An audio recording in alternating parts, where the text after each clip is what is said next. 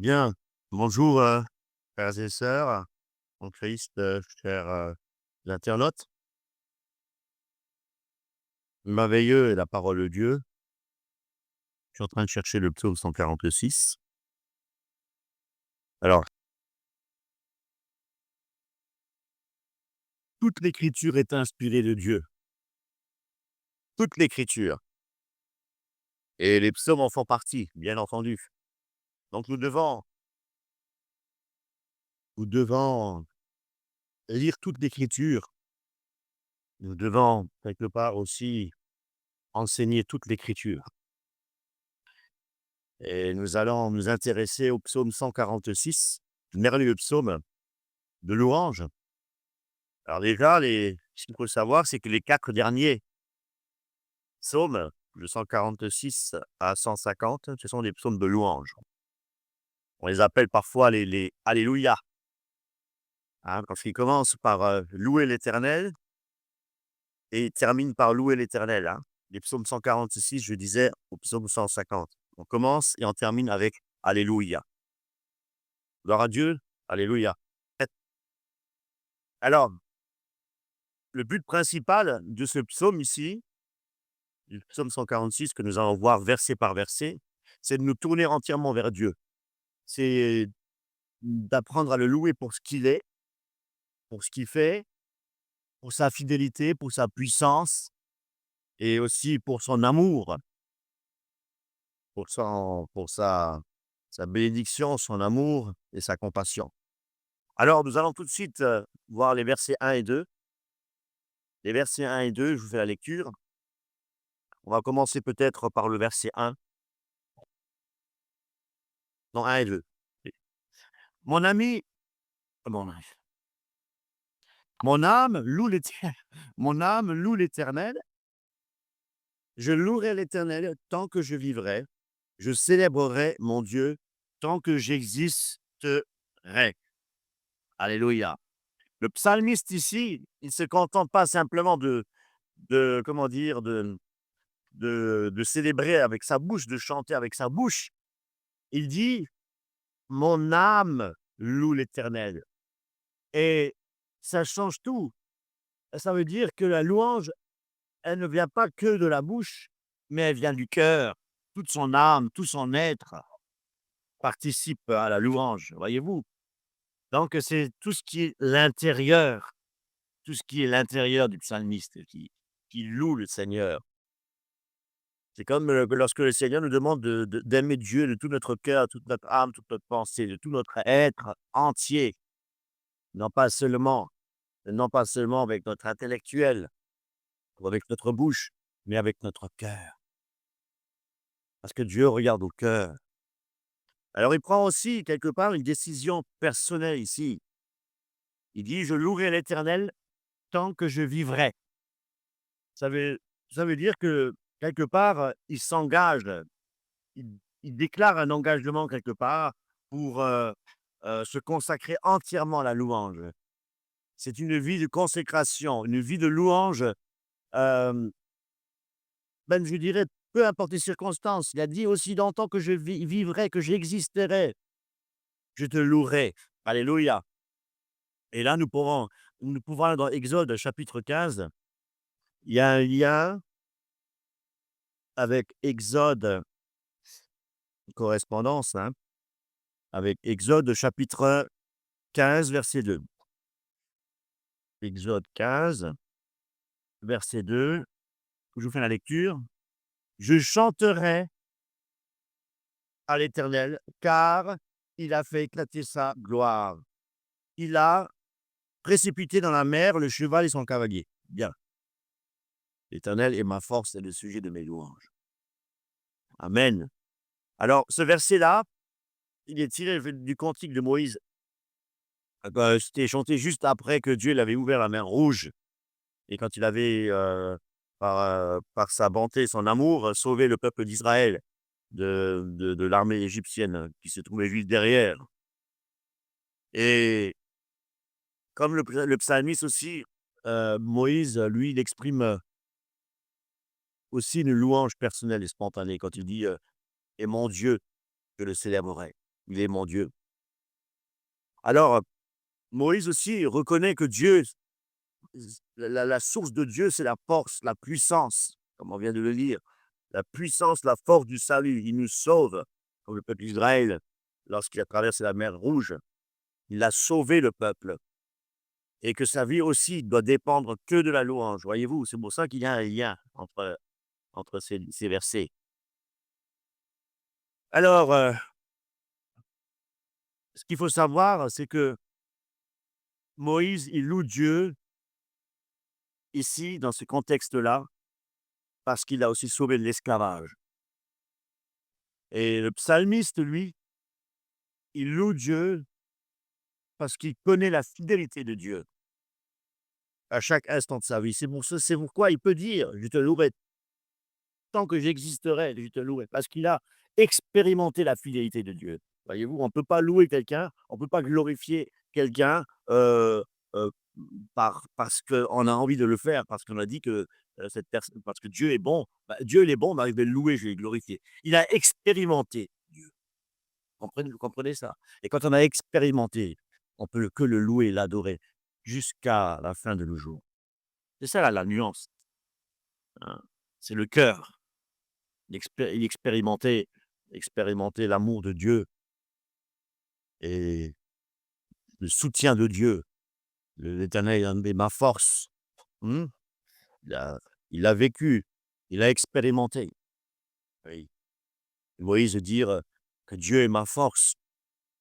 Ça veut dire qu'il tire quelque part son énergie, sa vie dans ce que Dieu est, dans la stabilité de Dieu. C'est ça qui est important. Le psalmiste ici, il loue Dieu, heu, avec toute son âme. Donc louer Dieu, adorer Dieu.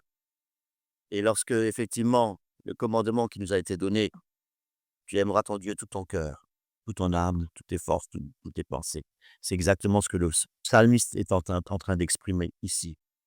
Nous devons aimer Dieu pour ce qu'il est et l'aimer de tout notre cœur, hein. C'est le louer de tout notre cœur. C'est l'adorer, c'est le louer. Voyez-vous, c'est ça la louange. C'est pas c'est pas la bouche qui chante des hein, un groupe de louanges, c'est pas ça, mes amis.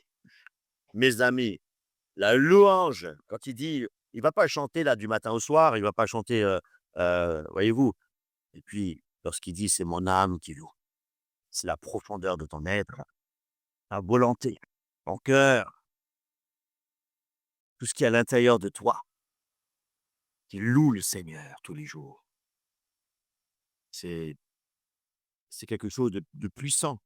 C'est quelque chose de puissant parce que le fait de dire, «Je loue le Seigneur tant que j'existerai et tant que je vivrai», voyez-vous? C'est une louange, heu, c'est une manière de vivre. Comme je disais, c'est pas juste une chanson, voyez-vous? Un concert d'une heure et demie. C'est une louange qui dure. Et ce que j'aimerais aussi vous apporter ici, c'est que quand on parle de louange, hein, aujourd'hui, quand on parle de louange, on voit que la musique, hein, derrière. La musique, la musique, la musique. Ici, on ne parle pas de musique. La louange, c'est ce que tu exprimes dans ton cœur, l'amour que tu as pour Dieu. C'est ça le louange. La louange, c'est pourquoi ici nous voyons, comme je le disais, cette louange devient une manière de vivre, une profondeur de l'être, de l'âme, voyez-vous?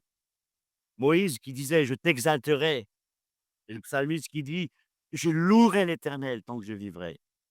Donc c'est pas une émotion, qui passe, une émotion passagère, c'est absolument pas, c'est une décision vraiment, heu qui dure. C'est une décision, hein. Je m'engage à te louer. Ça veut dire à adorer ton nom dans mon cœur, à faire ta volonté, à t'aimer, à exprimer mon amour pour toi en faisant la volonté de Dieu. C'est ça la louange à Dieu. C'est ça la louange, hein. Ce n'est pas une louange qui vient seulement, de la bouche. Mmh. Eh bien, comme Moïse, effectivement, les psalmistes, nous devons nous aussi nous souvenir que Dieu est tout-puissant et ce que Dieu, il a fait pour nous. Qu'est-ce qu'il a fait pour nous, Seigneur? Quel est le motif, le mobile pour louer Dieu, pour adorer Dieu? Pas pour lui chanter un cantique, mais pour le louer de tout notre être. Quel est le mobile? Qu'est-ce qu'il a fait pour nous? Qu'est-ce qu'il a fait? Est-ce qu'il y a quelque chose qui nous pousse à le louer, à le glorifier? Mais oui! Qu'est-ce qu'il a fait? Comme il a libéré le peuple, d'Israël de l'esclavage, hein, de Pharaon, il a fait traverser la mer Rouge, il l'a sauvé. Eh bien, le Seigneur, il nous a sauvés au travers son Fils Jésus-Christ. Il nous a libérés du péché. Il nous a donné son propre Fils. Et donc, nous pouvons dire que Dieu est notre force, que Dieu est notre sauveur. Alors, mes amis, notre réponse, elle doit être dans la louange. Elle doit être dans le bonheur, l'amour pour lui, un amour sincère, un amour profond qui vient du cœur, un amour vivant. C'est ça, c'est ça la louange, mes amis.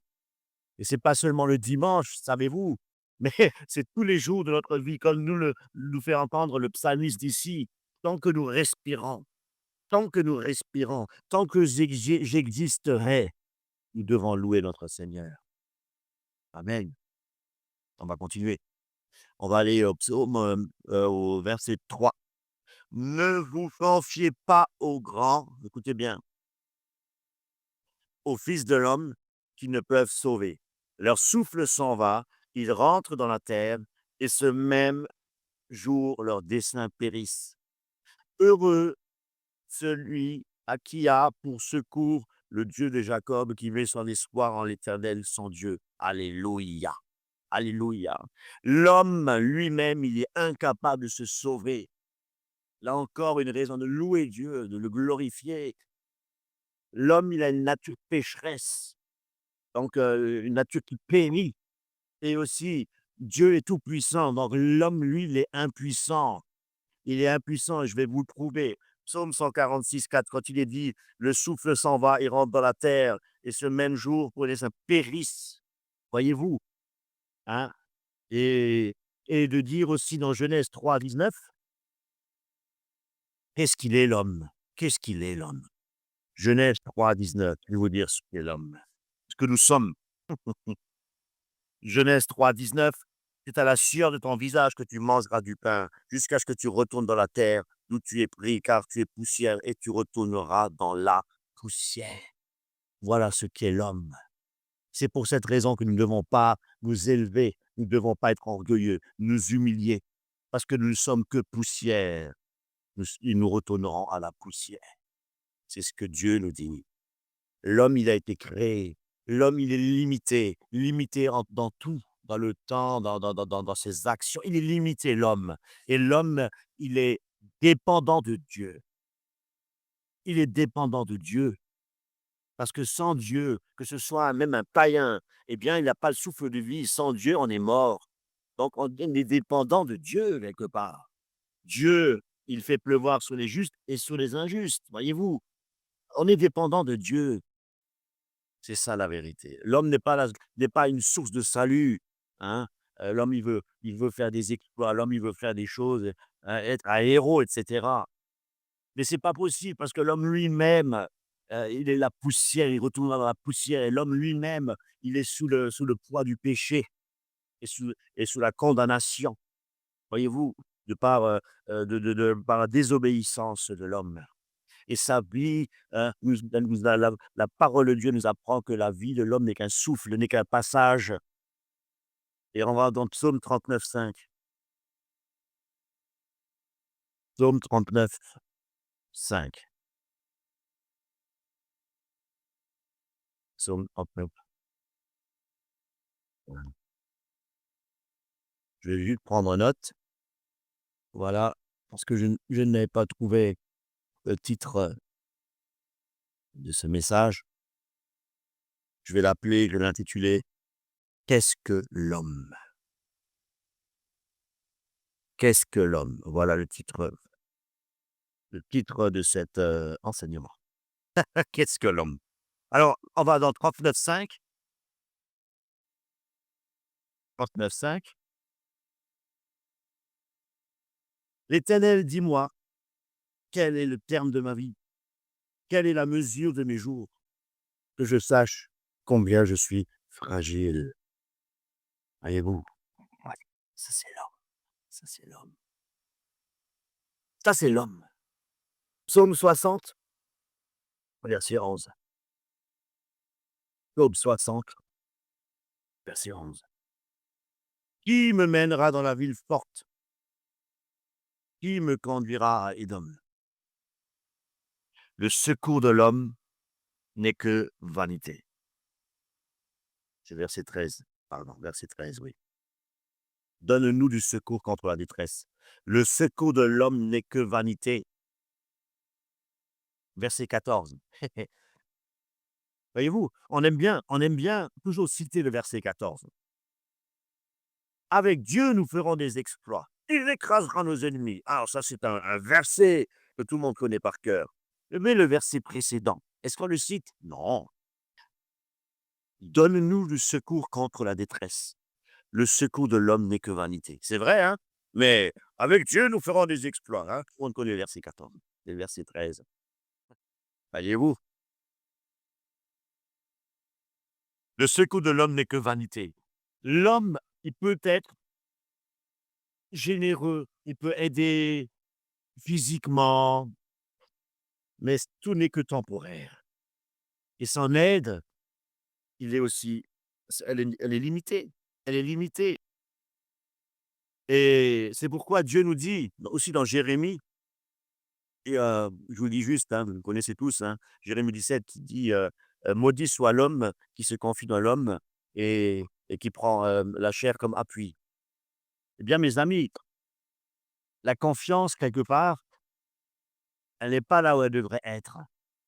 Elle ne devrait pas être dans l'homme. Parce que si on se confie en l'homme, nous dit la parole de Dieu, maudit soit l'homme. C'est une malédiction spirituelle. Et quelque part, euh, on sait que des illusions. On sait que des illusions. L'homme, l'homme est une poussière qui paraît à temps, qui flétrit, c'est comme une fleur, hein, c'est comme une fleur, oui. Alors, on va continuer, poursuivre avec le verset 5. Alors, heureux celui qui a pour secours le Dieu de Jacob, qui met son espoir en l'Éternel, son Dieu. Voyez-vous, ici, le bonheur ne dépend pas des biens terrestres, l'argent, de la santé, des circonstances.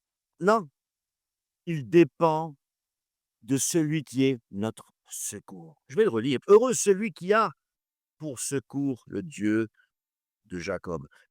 Ici, le mot heureux, c'est bienheureux, c'est le bonheur, la bénédiction. Voyez-vous, celui qui met son espoir en l'homme pour être secouru. Si on met l'espoir en ce qui doit disparaître, en ce qui est la poussière, eh bien, c'est la mort. Notre espérance, c'est la mort. Si nous mettons notre espérance en l'homme, c'est la mort, parce que l'homme n'est que poussière. C'est la vanité. Vanité des vanités, Ecclésiaste. Mais si nous mettons notre espoir, notre secours en Dieu, c'est le contraire. C'est la vie, c'est la fidélité, c'est le salut, c'est l'espérance. Psaume 71, verset 5.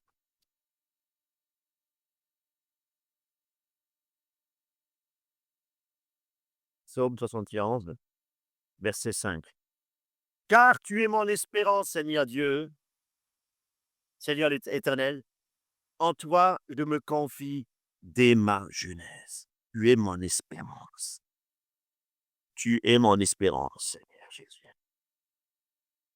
On va continuer le verset 6. On va progresser tout doucement. Bon, je vous rassure, il n'y a que 10 versets.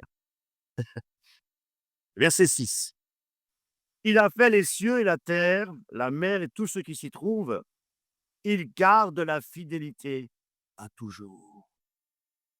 Ce verset mes amis, nous rappelle que Dieu est le créateur de toutes choses. Et non seulement ce verset nous apprend qu'il n'est pas que le créateur de toutes choses, mais qu'il est aussi fidèle dans toutes choses et qu'il est aussi fidèle dans tout ce qu'il dit. Voyez-vous? Amen. Merveilleux. C'est merveilleux, mes amis. Il a fait les cieux, la terre, la mer, tout ce qui s'y trouve. Ici, nous voyons effectivement la création et il garde la fidélité à toujours. Allez, Colossiens, chapitre 1, Colossiens 1, versets 16-17. Alors, car en lui ont été créées toutes choses qui sont dans les cieux, sur la terre, les visibles et les invisibles, trône, dignité, domination, autorité, tout était créé par lui et pour lui. Il est avant toute chose et toute chose subsiste en lui, mais c'est glorieux, mes amis. C'est glorieux, toute chose subsiste en lui, contrairement à l'homme. L'homme, il a été créé, voyez-vous, contrairement à l'homme. L'homme est créature de Dieu. Dieu, il a créé. Au verset 7, nous voyons que Dieu, il a fait justice. Toujours au verset 7, nous voyons aussi qu'il nourrit les affamés. Hein? Quand il est dit, il fait droit aux opprimés, il donne du pain aux affamés. Il délivre les captifs. Amen. Les versets 7 à 9, mais c'est merveilleux. Il ouvre les yeux aux aveugles. Il redresse ceux qui sont courbés. Il aime le juste. Il protège les étrangers. Il soutient. Il délivre. On va reprendre tout ça. Il ouvre les yeux. Il redresse. Il aime. Il protège. Il soutient. Voilà pourquoi nous glorifions et nous louons Dieu. Seigneur, tu es le Dieu de ma délivrance. Seigneur, tu ouvres les yeux. Tu m'ouvres les yeux, Seigneur, sur mon état de péché. Seigneur, tu redresses. Redresse-moi, Seigneur. J'ai je suis pécheur, j'ai besoin de ta grâce. Redresse-moi, Seigneur. Seigneur mon Dieu, merci parce que tu es un Dieu d'amour. Il aime, il a donné son Fils Jésus-Christ. Seigneur, tu me protèges, tu me gardes, tu es mon bouclier. Seigneur, tu nous as donné les armes spirituelles dans Éphésiens, mes amis. Tu me soutiens dans ma faiblesse. Oh Seigneur, tu es merveilleux. Tu es glorieux. Voyez-vous, pourquoi nous devons louer l'Éternel? Pour ce qu'il est, pour ce qu'il fait, mes amis. Et c'est le cœur qui doit vivre. C'est le cœur qui doit louer Dieu. Comprenez, la délivrance, il faut l'avoir vécue pour louer Dieu. Le Seigneur nous ouvre les yeux face à notre misère. Il faut le vivre, cela. Lorsqu'on est, nous sommes tombés le plus bas et que nous crions à l'Éternel et que Dieu vient dans notre faiblesse. Voyez-vous, il faut le vivre pour le louer. Et quand Dieu nous redresse, quand nous vivons des situations pénibles, lorsque nous sommes euh, persécutés, lorsque nous vivons des calomnies, et ainsi de suite, eh bien, si nous passons par là, nous le vivons et nous voyons que Dieu nous redresse, voyez-vous, on ne peut que le louer, on ne peut que l'adorer. C'est ça l'expérience avec Dieu. Et que Dieu nous aime par-dessus tout. En envoyant Jésus-Christ, n'est-ce pas un sujet de louange? Jésus-Christ qui a donné sa vie pour toi, pour moi, pour nous sauver, pour nous libérer du péché. N'est-il pas un sujet de louange? Et puis, combien de fois avons-nous aussi passé des situations où s'il n'y avait pas eu la protection de Dieu, hein, s'il n'y avait pas eu cette protection de Dieu, sans Dieu, nous sommes perdus. Eh bien, encore, Dieu nous protège. Nous ne pouvons que louer Dieu, que l'adorer. Et combien de fois il est venu te soutenir? Et combien de fois, là, il est dit, il soutient l'orphelin et la veuve. Mais toi, personnellement, combien de fois elle a déjà voulu te soutenir et que tu ne savais même pas que c'était Dieu? Et tu ne savais même pas que c'était Dieu. C'est ça la vérité. Ésaïe 2, 22. Ah oui, Dieu est, est sujet de glorie.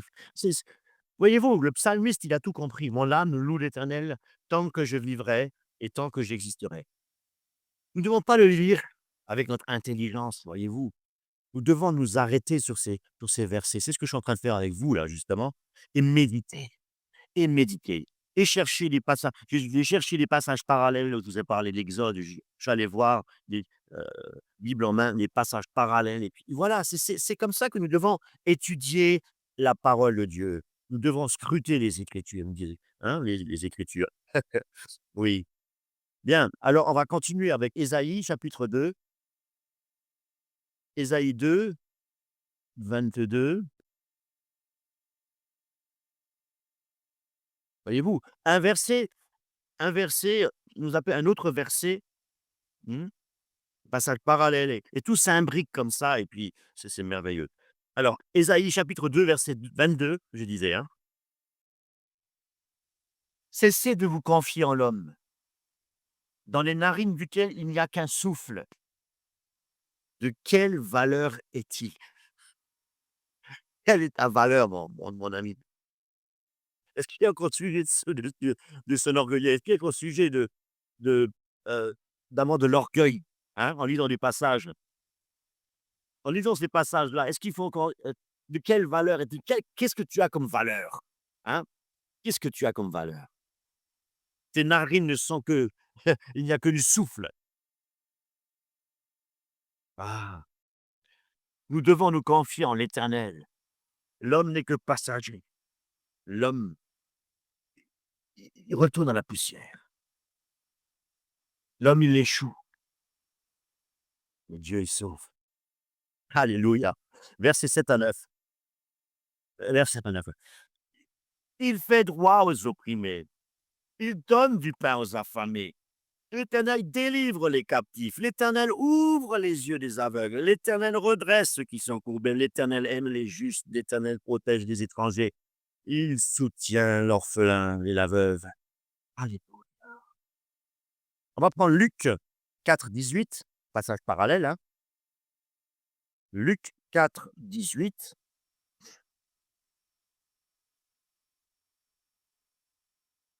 L'Esprit du Seigneur est sur moi, parce qu'il m'a oint pour annoncer une bonne nouvelle aux pauvres. Il m'a envoyé pour guérir ceux qui ont le cœur brisé, pour proclamer aux captifs la délivrance et aux aveugles le recouvrement de la vue, pour renvoyer libres les opprimés.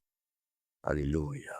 Mettons notre espoir en l'Éternel, parce que c'est lui qui ouvre les yeux des aveugles, qui redresse les courbés, et ainsi de suite. C'est ce que Jésus est en train de dire. Donc Jésus est Dieu, hein, mes amis. Jésus est le Fils de Dieu, il est Dieu. Mmh? Il est Dieu le Fils. Alléluia. Et nous allons dans Jacques aussi. Jacques chapitre 1 verset 27. Jacques chapitre 1 verset 27. La religion pure et sans tache de Dieu, notre Père, consiste à visiter les orphelins, les veufs dans leurs afflictions et de préserver les souillures du monde. Voyez-vous, c'est ce que Jésus-Christ a fait et qui nous enseigne. Et ça, c'est la religion pure et sans tache devant Dieu notre Père. Et nous devons imiter le Seigneur. Voyez-vous, nous devons imiter le Seigneur. Si Dieu aime et s'occupe des plus faibles, eh bien, nous devons faire la même chose, nous devons imiter. Et c'est ça la vraie foi, mes amis. C'est ça, mettre notre foi en action. C'est pas qu'est-ce que je peux faire dans l'église, prophétiser, qu'est-ce que je peux avoir comme fonction dans l'église. C'est pas ça. Dieu ne demande pas ça, les amis. Dieu nous demande de l'adorer pour ce qu'il est, de le louer, de le glorifier pour ce qu'il est. Pas que le dimanche et toute la semaine, on fait ce qu'on veut, on fait notre propre volonté. Non, c'est pas ça. Dieu nous aime et Dieu s'occupe des faibles. Et Dieu, eh ben, nous devons faire la même chose. Nous devons imiter. Nous voulons imiter un homme? Non, l'homme n'est que poussière. Nous voulons imiter notre Sauveur, notre Seigneur. Et voyez-vous, c'est ça les enseignements de Christ. C'est ça les vrais enseignements. On est loin de faire ce que Dieu nous demande de faire. Croyez-moi, mes amis, on est très loin. Et maintenant, je vais vous lire quelque chose Ça va être un peu lent, mais c'est important de vous lire ces passages-là. Et je vous lirai Matthieu chapitre 25, du verset 35 à 45. C'est un peu lent, mais c'est très important. La parole de Dieu, c'est Jésus-Christ lui-même, c'est sa bouche, c'est son cœur. Car j'ai eu faim, vous m'avez donné à manger. J'ai eu soif, vous m'avez donné à boire. J'étais étranger, vous m'avez recueilli. J'étais nu, vous m'avez revêtu. J'étais malade, vous m'avez visité. J'étais en prison et vous êtes venu vers moi. Les justes lui répondront, Seigneur, quand t'avons-nous vu avoir faim et t'avons-nous vu donner à manger et ou avoir soif et t'avons-nous donné à boire? Quand t'avons-nous vu étranger et t'avons-nous recueilli ou nu et t'avons-nous vêtu? Quand avons-nous vu malade ou en prison où sommes-nous allés vers toi? Et le roi leur répondra, je vous le dis en vérité, toutes les fois que vous avez fait ces choses à l'un des plus petits de mes frères, c'est à moi que vous les avez faites. Il dit bien les frères, hein. Ensuite, il dira à ceux qui sont à sa gauche, retirez-vous de moi, maudits. Allez dans le feu éternel qui a été préparé pour le diable et pour ses anges. Car j'ai eu faim, vous m'avez pas donné à manger. J'ai eu soif et vous m'avez pas donné à boire. J'étais étranger et vous m'avez pas accueilli. J'étais nu, vous m'avez pas vêtu. J'étais malade et en prison et vous n'êtes pas venu me visiter. Il répondra aussi, Seigneur, quand avons-nous vu avoir faim, soif, étranger, nu, malade, prison? T'avons-nous vu pas assister, et que nous t'avons pas assisté? Il leur répondra, je vous le dis toutes les fois que vous n'avez pas fait ces choses à l'un de ces plus petits, c'est à moi, vous n'avez pas fait. Et ceux-ci iront au châtiment éternel, mais les justes à la vie éternelle. J'aimerais juste vous dire que c'était des chrétiens. Et nous, on enseigne aujourd'hui que les œuvres ne sont pas importantes. Nous sommes sauvés par grâce. Nous sommes sauvés par grâce. Mais les œuvres doivent accompagner. Et c'est ça les œuvres. Les œuvres, c'est obéir à Dieu. C'est l'obéissance. Et si nous obéissons pas à Dieu, même si nous disons chrétiens, même si nous fréquentons assidûment des cultes, le Seigneur pourra nous dire à ce moment-là, va-t'en dans un châtiment éternel. Pour moi, les justes, le Seigneur est dit, les justes sont ceux qui obéissent à Dieu. Voyez-vous? Donc, nous devons faire très, très attention et nous devons savoir que les œuvres sauvent aussi avec la foi. La preuve, elle est donnée ici. Parce que moi, j'ai déjà entendu des choses graves. Pour une personne qui apostasie, une personne qui est chrétienne, née d'en haut, et qui un jour décide de ne plus suivre le Seigneur. Alors on dit simplement, non, elle n'a jamais été chrétienne. C'est faux, c'est pas vrai. C'est pas vrai. Parce que là, Jésus est en train de parler d'une personne qui se dit chrétienne, oui, hein, mais qui n'a pas œuvré pour le Seigneur. Il n'y a pas de fruits. Voyez-vous, c'est des fruits de l'esprit. S'il n'y a pas de fruits de l'esprit, eh bien, qu'est-ce qui se passe? Eh bien, on jette et on brûle. On le jette et on le brûle et ils iront au châtiment éternel. Et les justes, ce ne sont pas seulement ceux qui ont été justifiés par Jésus-Christ, parce que toutes ces personnes-là, même ceux qui sont devenus apostats, ce sont aussi des personnes qui ont été justifiées. Parce que la justification, c'est Christ qui l'a faite, qui l'a accompli à la croix pour le pardon de nos péchés. Et Jésus-Christ n'est pas mort que pour les élus, Jésus-Christ est mort pour le monde entier, dit la parole de Dieu. Ça, c'est une réalité. Ça, c'est une vérité biblique, mes amis. Nous voyons ici effectivement que Jésus-Christ prend soin des faibles, qu'il donne sa vie, il donne la paix et le salut. Et c'est pourquoi ne mettons pas notre confiance dans l'homme, mais appuyons-nous uniquement sur Christ. Que le Seigneur puisse nous ouvrir les yeux spirituels, que le Seigneur puisse nous redresser notre âme que nous avons lue, qu'il puisse nous nourrir de sa parole.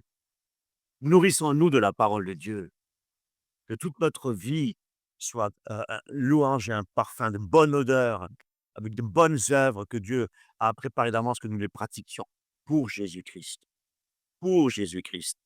Plaçons notre espérance vraiment en Christ, parce que lui seul peut donner la vraie paix, la vraie joie. Il est écrit: «Je vous laisse ma paix, je vous donne ma paix». Ça, c'est la parole de Jésus-Christ. L'homme, lui, ne peut pas donner la paix. Il ne peut même pas la conserver. Il n'y a que Jésus-Christ qui est le médecin de nos âmes et qui peut nous combler, qui peut nous guérir. Et on va dans Psaume 39, on va dans Psaume 39, verset 7. Psaume 39, verset 7. Oui, l'homme se promène comme une ombre. Il s'agite vainement. Il amasse, il ne sait qui recueillera. Psaume 71, 5. Car tu es mon espérance.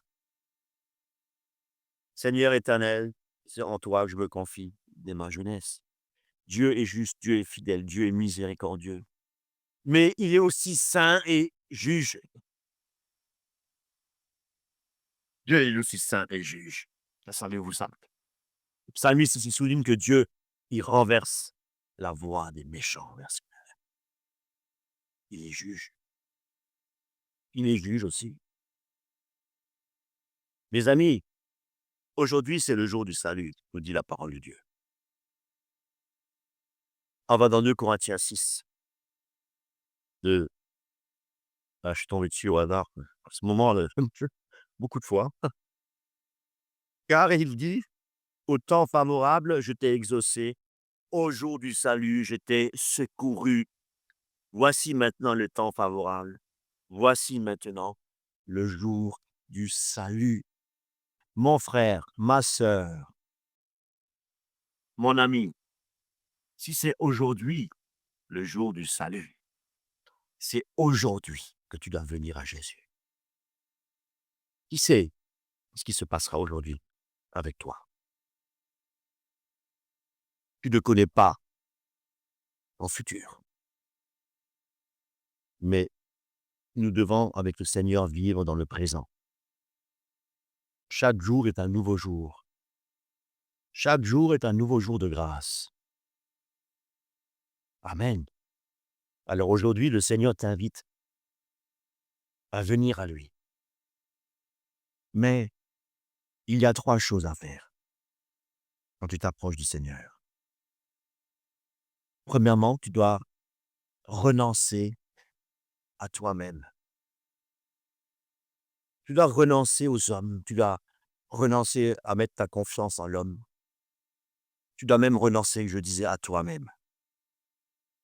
Le Seigneur te demande aussi de prendre la croix, ta croix. Qu'est-ce que c'est que prendre sa croix?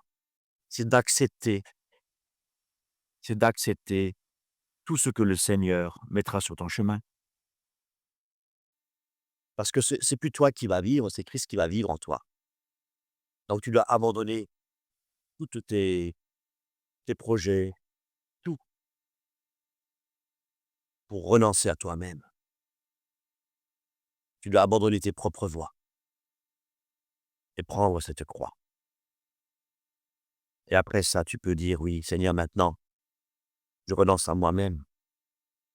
Je prends ma croix. Seigneur, maintenant, je suis prêt à te suivre». Suivre Jésus-Christ, c'est mettre son espoir en Dieu. J'espère en toi. Je te suis. Je sais que en te suivant, toi, tu n'es pas un homme pour mentir. Tu n'es pas un homme pour me délaisser. C'est pourquoi je mets toute ma confiance en toi. Suivre le Seigneur, on ne peut pas suivre quelqu'un si on ne met pas sa confiance en lui. Tu mets ton espoir, ta confiance et ton amour en Christ, parce que c'est lui qui va te ramener au bon port. C'est lui qui te donnera la couronne de vie, la vie éternelle. Parce que c'est lui qui a payé.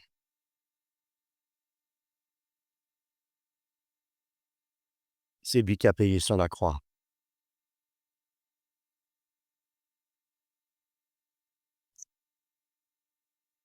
Il a fait couler son sang pour toi, pour moi et pour le monde entier. Amen.